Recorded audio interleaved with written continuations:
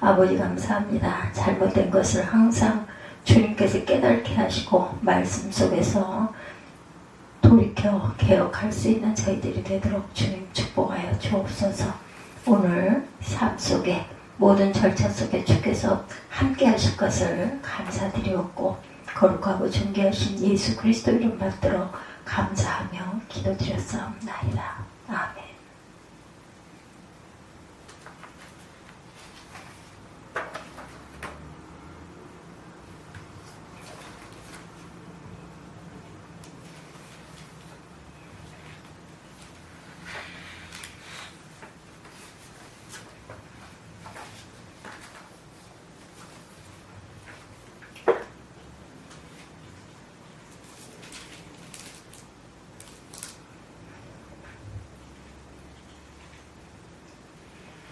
예, 할렐루야 샬롬 하고 인사합니다. 할렐루야 샬롬 샬롬 샬롬 샬롬 샬롬.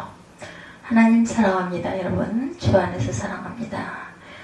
예, 10년 포로 생활 에레미야 25장 1절에서 38절 말씀이죠. 세상에 갇혀 사는 새들을 본 적이 있으시니까 여러분들 동물원에 가면 푸른 초원에서 마음껏 돌아다니는 맹수들이 우리 안에 갇혀 있는 것을 보셨을 거예요. 오늘날 현대를 살아가는 사람들도 유리상자 같은 세상 속에 갇혀서 살아가고 있다고 볼 수가 있는데 짐승들이 사람들에게 붙잡혀 우리 안에서 포로처럼 갇혀 살듯이 인간도 세상의 포로가 되어 살아가고 있다고 볼 수도 있다는 거죠. 어떤 사람들은 부귀영화 권력이 포로가 되어 살고 있고 어떤 자는 물질의 포로가 되어서 살아가고 있고 어떤 자는 탐욕과 음란과 술과 도박의 포로가 되어서 살아가기도 합니다. 남유다 백성들 또한 세상의 포로가 되어 살다가 결국에는 이제 바벨론 강대국의 포로가 되어서 70년이라는 긴 세월을 보내게 될 것이라는 거죠. 왜 하나님은 택한 자들이 이러한 포로 생활을 하게 하셨을까요? 하나님의 말씀에 순종하지 않고 자신들의 뜻대로 살았기 때문이라는 거죠. 오늘날 교회를 다니고 예수를 믿고 있는 자들이 왜 세상 것들의 포로가 되어 살아가는 것일까? 하나님의 말씀에 순종하지 않고 살기 때문에 세상의 포로에서 해방을 얻지 못하고 살아가고 있는 것입니다. 하나님 말씀에 순종하지 아니한 남유다 백성들에게 바벨론 포로 생활을 선포하셨던 것처럼 오늘날도 하나님 말씀에 순종하지 않고 살아가는 자는 세상의 포로가 될 것이다. 세상에 포로가 되지 마시고 오직 예수께 붙잡혀 살아가는 귀하고 복된 저와 여러분들이 되시기를 주님의 이름으로 축복합니다. 첫 번째 너희가 내 말을 듣지 아니하였느니라 이렇게 말씀하죠. 예레미야 25장 1절에서 11절 말씀까지 그렇게 말씀하고 있어요.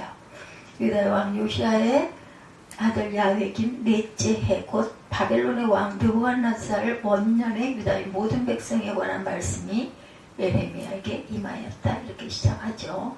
선지자 예레미야가 유다의 모든 백성과 예루살렘의 모든 주민에게 말하여 이르되 유다의 왕 아몬의 아들 요시야 왕 13째 해부터 오늘까지 23년 동안 야훼 말씀이 내게 임하기로 내가 너에게 꾸준히 일렀으나 너희가 순종하지 아니하였느니라. 그러므로 야훼께서 그의 모든 종 선지자를 너희에게 끊임없이 보내셨으나 너희가 순종하지 아니하였으며 귀를 기울여 듣지도 아니하였도다. 그가 이르시기를 너희는 각자의 악한 길과 악행을 버리고 돌아오라. 그리하면 나 여호와가 너희와 너희 조상들에게 영원부터 영원까지 준 그 땅에 살리라. 너희는 다른 신을 따라다니며 섬기거나 경배하지 말며 너희 손으로 만든 것으로 나의 노여움을 일으키지 말라. 그리하면 내가 너희를 해하지 아니하리라 하였으나 너희가 내 말을 순종하지 아니하고 너희 손으로 만든 것으로 나의 노여움을 일으켜 스스로 해하였느니라. 야훼 말씀이니라. 그러므로 만군의 야훼께서 이와 같이 말씀하시니라. 너희가 내 말을 듣지 아니하였느니라. 보라, 내가 북쪽 모든 종족과 내 종 바벨론의 왕 느부갓네살을 불러다가 이 땅과 그 주민과 사방 모든 나라를 쳐서 진멸하여 그들을 놀람과 비웃음거리를 되게 하며 땅으로 영원한 폐허가 되게 할 것이라. 야훼 말씀이니라. 내가 그들 중에서 기뻐하는 소리가 즐거워하는 소리와 신랑의 소리와 신부의 소리와 맷돌 소리 등불빛이 끊어지게 하리니 이 모든 땅이 폐허가 되어 놀랄 일이 될 것이며 이 민족들은 70년 동안 동안 바벨론의 왕을 섬기리라. 11절까지 내용이에요. 실제 그렇게 되었죠. 역사적으로 보면 이스라엘이 바벨론의 포로 생활을 70년 동안 합니다. 하나님은 남유다에 대한 심판을 구체적으로 말씀하셨어요. 즉 남유다를 침략하여 모든 것을 파괴하고 백성들을 포로로 잡아갈 자와 남유다 백성들이 포로 생활을 할 기간이 구체적으로 증거되고 있죠. 먼저 예레미야는 자신이 하나님으로부터 이 말씀을 받은 날을 분명하게 기록하고 있습니다. 언제였어요? 남유다 야외기모왕이 된 지 4년째 된 해다 이렇게 말씀하세요. 야외기는 11년 통치를 하였고 그 후 야외긴 왕이 3개월, 시드기야 왕이 11년을 통치합니다. 즉 바벨론의 공격을 받기 전 18년 전에 예레미야 선지자를 통해서 이 말씀을 선포하셨다는 거죠. 2절도 보면 남유다 모든 백성과 예루살렘 주변에게 말하여 이르되 이렇게 말씀하고 있어요. 다시 말해서 모든 자들에게 하나님의 심판을 선포했다는 거죠. 그러나 그들은 말씀을 듣지 아니하였고 외면했고 순종하지 아니하였다. 3절도 예레미야가 요시야 왕 16년째부터 23년 동안 하나님 말씀을 꾸준히 전했지만 그들은 순종하지 아니하였다. 4절에도 하나님의 종 선지자들을 끊임없이 보내셨으나 선지자들의 말에 귀를 기울이지 아니하였고 순종하지 아니하였다. 예레미야 선지자 이전에 남유다에는 오바다, 예우엘, 이사야 이런 선지자들이 있었죠. 미가, 나홈, 스바냐 이런 선지자들이 있습니다. 예레미야 시대에는 하박국 선지자도 활동하고 있었죠. 5절도 악행을 버리고 하나님께로 돌아오기만 하면 영원부터 영원까지 지켜주실 것이라 했지만 그들은 하나님 말씀에 귀를 기울이지 않았어요. 하나님 말씀에 귀를 기울이지 않고 어디에 마음을 두었어요? 6, 7절에 보면 자기들 손으로 만들 신을 따라다니며 섬기며 경배하며 하나님의 노여움을 샀습니다. 8절에도 그러므로 만군의 야훼께서 이와 같이 말씀하시니라 너희가 내 말을 듣지 아니하였느니라. 3절부터 8절까지 절절히 강조하고 있는 말씀은 너희가 하나님 말씀을 듣지 아니하였다라는 거예요. 우리가 예수를 믿음으로 구원받고 행함으로 구원을 얻지 못한다고 행함을 무시해서는 안 되겠죠. 진정한 칭의 구원에는 행한 믿음이 뒤따르게 되어 있다. 야고보서 2장 14절, 야고보서 2장 17절에 보면 내 형제들아 만일 사람의 믿음이 있노라 하고 행함이 없으면 무슨 유익이 있으리요? 그 믿음이 능히 자기를 구원하겠느냐. 야고보서 2장 17절에도 이와 같이 행함이 없는 믿음은 그 자체가 죽은 것이라 이렇게 증거합니다. 구원을 얻기 위해서 율법을 지키는 것이 아니라 오직 예수로 인해 구원받았기 때문에 말씀에 순종하며 살아가야 한다. 오늘날 이 시대 말씀을 아는 자들은 많은데 말씀에 순종하며 살아가는 사람들이 부족한 시대입니다. 하나님이 우리의 믿음을 보실 때 믿습니다. 아멘만 하는 입을 보시는 것이 아니라 예수 안에서 믿음으로 살아가는 우리의 심령, 우리의 행위를 보신다는 것을 여러분들 깨달으셔야 할 것입니다. 하나님 말씀에 얼마나 순종하고 살고 계십니까? 인간은 하나님 말씀에 순종하지 않고 살아가면 어떤 다른 세력에 순종하며 살아갈 수밖에 없는 존재로 지어졌어요. 하나님 말씀에 순종하지 않으면 나도 모르게 세상의 것에 동참해서 순종하고 살아갈 수밖에 없다는 것을 우리가 깨달아야 합니다. 세상의 것에 순종하면 저와 여러분들은 끝이 어디일까? 그 끝은 남유다가 바벨론 포로 생활을 하듯이 오늘날도 세상의 노예가 되어서 살아갈 수밖에 없어요. 그 끝이 어떠한지 9절에서 11절까지 증거하죠. 보라 내가 북쪽 모든 종족과 내 종 바벨론의 왕 느부갓네살을 불러다가 이 땅과 그 땅과의 사방 모든 나라를 쳐서 진멸하여 그들을 놀림과 비웃음거리가 되게 하며 땅으로 영원한 폐허가 되게 할 것이라. 야훼 말씀이니라. 특이한 것은 하나님은 바벨론 왕 느부갓네살을 자신의 종이라 이렇게 부르고 있습니다. 이것은 바벨론 왕을 하나님의 도구로 사용하시겠다는 뜻이죠. 바벨론 왕을 통해 그들을 비웃음거리로 만들고 그 땅을 폐허로 만들겠다. 예수께서도 마태복음 7장 24절에서 27절에서 말씀합니다. 누구든지 나의 이 말을 듣고 행하는 자는 그 집을 반석 위에 지은 지혜로운 사람 같으리니 비가 내리고 창수가 나고 바람이 불어 그 땅에 부딪히되 무너지지 아니하나니 이는 주추를 반석 위에 놓은 까닭이요 나 이 말을 듣고 행하지 아니하는 자는 그 집을 모래 위에 지은 어리석은 사람 같으니 비가 내리고 창수가 나고 바람이 불어 그 집에 부딪히매 무너짐이 심하니라. 말씀을 멀리하고 살아가는 자들은 어느 날 갑자기 순식간에 모든 것이 붕괴되는 비참함을 당하게 될 것이다. 마지막 때 세상이 무참하게 무너지는 것은 하나님 말씀을 배도하고 예언을 무시하고 외면했기 때문이다. 둘째로 모든 기쁨이 사라질 것이라고 10절에 말씀합니다. 남녀가 만나 결혼하고 아이를 낳고 가정을 이루며 산다는 것은 인생의 최대의 기쁨이죠. 그런데 말씀을 떠난 남유다에게는 이런 기쁨을 주지 아니하시겠다라는 거예요. 바벨론에게 3차에 걸쳐 공격을 받은 남유다 땅에는 전쟁으로 인해 과부로 살아가는 여자들이 허다했을 것입니다. 딸을 가진 여자는 남자들이 없어서 시집을 보내지도 못했을 것이고 보내고 싶어도 언제 과부가 될지 몰라서 결혼을 시키지 아니했을 거예요. 또한 맷돌 소리와 등불빛이 사라지게 될 것이다. 맷돌 소리가 없다는 것은 일상적인 생활이 중단되었다는 것을 의미하고 있고 가정에서 등불빛도 사라졌다는 것도 그 집이 망하여 사람이 없다는 것을 의미합니다.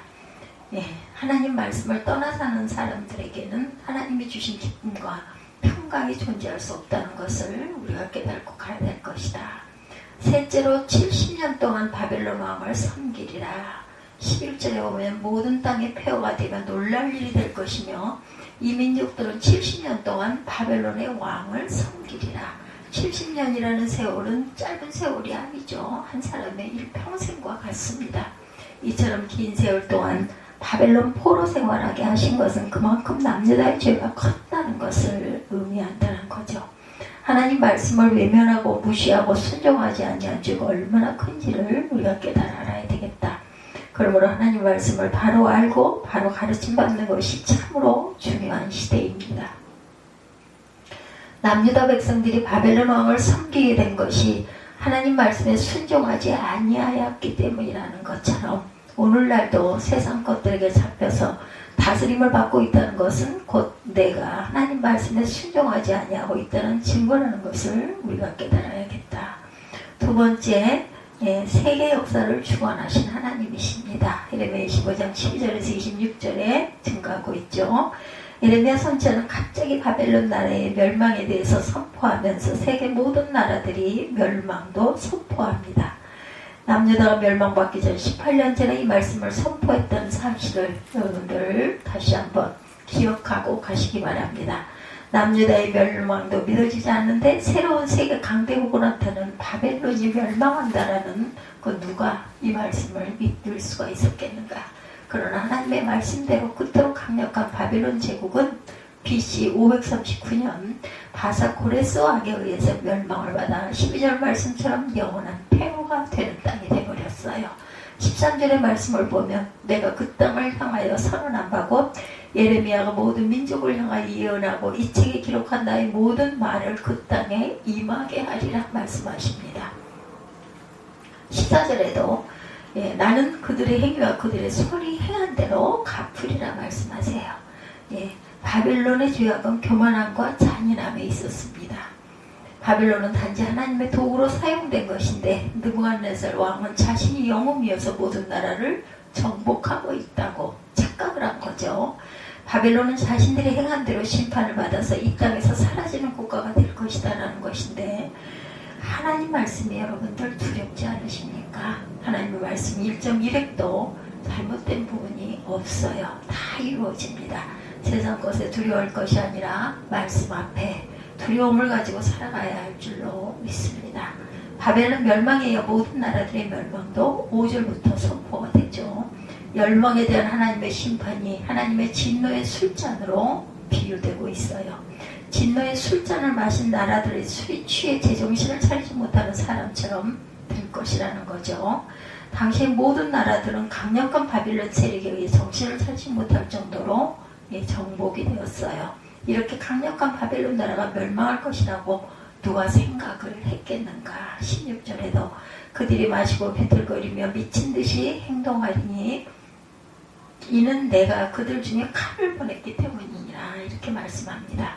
하나님의 진노의 잔을 마신 나라들이 18절 남유다 왕들로부터 26절까지 모든 나라들의 이름들이 기록되고 있는데 18개 나라를 언급하죠.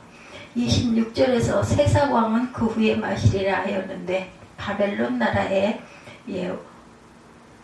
왕을 가리킵니다. 다시 말해서 모든 나라들을 정복한 바벨론이지만 그 바벨론도 후에 멸망시키겠다. 한 나라의 흥망성쇠가 하나님의 손에 있음을 여러분들 믿으시기 바랍니다. 어떤 영웅이 어떤 강력한 세력이 세계를 이끌어서 하는 것이 아니라 하나님의 손이 다스리고 있다는 것을 명심해야 되겠죠. 신명기 32장 39절에 나 외에는 신이 없도다. 나는 죽이기도 하며 죽이기도 하며 살리기도 하며 상하게도 하며 낫게도 하나니 내 손에서 능히 빼앗을 자가 없도다. 이렇게 말씀하세요. 악의 도구로 쓰임받는 자들이 되어서는 안 되겠다. 하나님의 의로운 도구로 쓰임받는 저와 여러분들이 되어야 할 줄 믿습니다. 바벨론 왕 느부갓네살에게도 종이라고 했던 것처럼 마지막 때에 거짓 선지자도 하나님에게 쓰임받고 있는 자들이다. 그러나 그들은 악의 도구로 사단의 도구로 쓰임받고 있었을 뿐이죠. 왜 남유다를 포함해 모든 나라와 바벨론 나라까지 하나님의 진노의 잔을 마실 수밖에 없었는가? 하나님 말씀에 순종하지 아니하였기 때문이다. 하나님의 의로운 오른손에 붙들림 받기를 원하십니까? 말씀에 순종하시고 말씀의 비밀을 깨닫는 저와 여러분들이 되시기를 주님의 이름으로 축복합니다.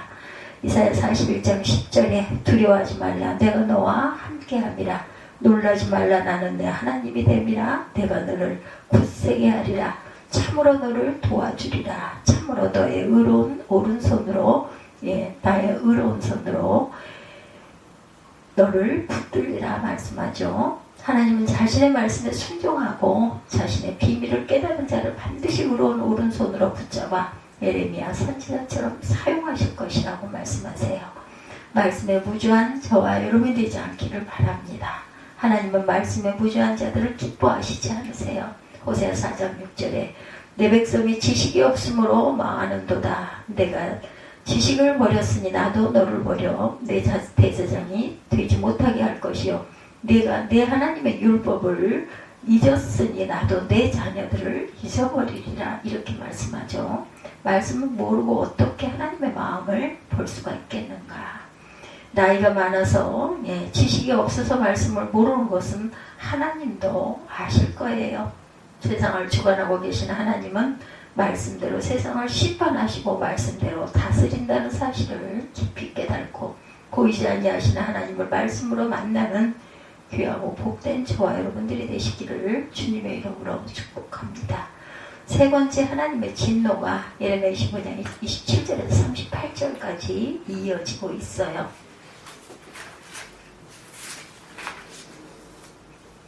남유다를 비롯한 열방에게 드리는 하나님의 진노는 반드시 마셔야 할 진노의 잔이라는 것이죠.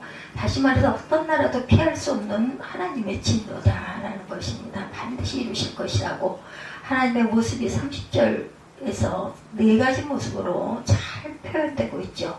높은 데서 보여하시고 그 거룩한 처소에서 소리를 내시며 그의 초장을 향하여 크게 부르시고 포도 밟는 자같이 흥겹게 노래하시리로다. 마치 사자가 포효하는 것처럼 큰 소리를 의미하는 모습은 하나님의 무서운 진노가 극에 달하였음을 의미합니다. 하나님의 속성 중에 긍휼하신 그 오래 참으심이 있어요. 그러나 그 오래 참으심이 분노로 나타날 때 그 진노는 온 천지가 흔들리는 무서운 진노라는 것을 우리가 잊지 말아야 되겠다. 그러한 진노는 땅 끝까지 이를 것이라고 31, 2절, 33절에도 강조되면서 사람이 죽어도 왜곡하는 자가 없고 시체를 거두어 주는 자도 없고 매장하여 주는 자도 없어서 땅 위에 분토처럼 버려질 것이다 말씀하죠. 참으로 무서운 진노입니다. 이런 진노가 이 땅 이 끝에서 저 끝까지 미칠 것이다 이렇게 증거합니다. 이러한 진노는 당시에도 임했지만 가장 무서운 하나님의 진노는 마지막 때에 이 세상에 임할 것이다. 창세 이래로 전무후무한 하나님의 진노가 세상에 임할 때 세상은 그야말로 지독한 지옥을 방불케 하는 곳이 될 것이다. 그런데 이러한 하나님의 진노는 누구를 책망하면서 끝을 맺습니까? 목자들을 향한 강한 책망과 함께 하나님의 진노는 끝을 맺고 있습니다. 34절, 5절, 6절 목자들에 대해 언급하죠. 목자들은 당시 지도자들을 의미합니다. 오늘날 말하면 주의 종들 곧 목사들을 의미하고 있다. 목자들은 백성이 지도자들로 백성들을 온전히 인도하지 못한 죄를 톡톡히 받을 것이다. 목자들에 대한 심판을 강하게 세 가지로, 첫째로 잿더미에서 뒹굴고 깨어진 그릇이 될 것이다. 34절. 그동안 목자들은 귀한 대우를 받으며 부귀 영화를 누리며 살아왔지만 하나님의 진노로 그들은 추한 모습으로 그들이 가지고 있던 모든 부귀 권세가 깨어진 그릇처럼 산산조각이 날 것이다. 이렇게 말씀을 하고 있어요. 근데 이 음녀의 모습을 보면 자줏빛과 붉은빛 옷을 입고 금과 보석과 진주로 꾸미고 손에 금잔을 가졌고 가증스러운 물건과 음행에 더러운 것들이 가득하다 이렇게 말합니다.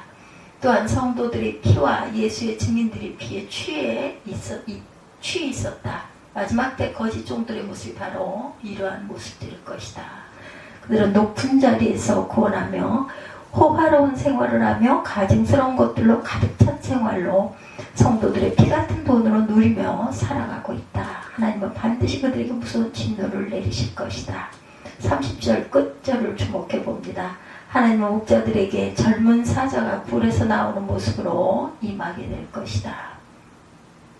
하나님의 호통 앞에, 하나님의 분노 앞에 누가 감히 머리를 세우고 서 있을 수가 있겠는가? 마지막 때 성도들의 가장 큰 복은 목자를 잘 만나는 것이다. 진실한 목자를, 하나님의 양들을 오직 예수께서 인도하는 역할을 잘 감당해내야 할 것이다. 목자들은 분명히 깨달아야 할 것은 양은 내 양이 아니에요. 그렇죠? 하나님의 양이라는 것을 우리가 온전히 깨달아야 되겠다. 마태복음 20장 28절에 예수님의 양의 목자로서의 본을 보이시죠. 인자가 온 것은 섬김을 받으려 함이 아니라 도리어 섬기려 하고 자기 목숨을 많은 사람의 대속물로 주려 함이니라. 진정한 목자는 양들을 온전히 예수께로 인도하고 죽는 것이 사명입니다. 그 이상도 그 이하도 없다. 이러한 목자들이 없는 남유다와 바벨론의 포로 생활을 하였던 것처럼 오늘날도 오직 예수께서 양들을 인도하지 못하면 모두 양들은 세상의 포로가 된다는 것을 명심하는 저와 여러분들이 되시기를 주님의 이름으로 축복합니다. 이스라엘 민족에게 찾아온 포로 생활은 끝이 아니었어요. 이 말씀에 순종하지 아니한 일에 대한 하나님의 징계였습니다. 오늘날도 세상 끝에 붙잡혀 포로로 살아가는 자가 있다 할지라도 그것이 끝이 아니라는 것, 다시 회복될 수 있는 기회 또한 있다는 것, 그것은 곧 나의 죄를 진실로 회개하고 그리스도의 십자가의 피로 죄사함을 받는 길이다. 하나님은 이스라엘에게 주신 70년 동안 바벨론 포로 생활을 훗날 다니엘에게 마지막 때 일어날 놀라운 72일의 사건으로 재해석해서 나타냅니다. 그 의미는 하나님의 어떤 징계를 받더라도 진실로 회개하고 말씀에 순종하는 삶을 살면 영적인 세계를 깨닫고 살아가도록 해주겠다는 말씀이죠. 여러분들은 지금 무엇의 포로가 되어서 살아가고 계십니까? 돈의 포로로 살고 있습니까? 세상의 부귀 영화 권세의 포로로 살아가고 있습니까? 몇 년 동안이나 포로로 살아가고 계십니까?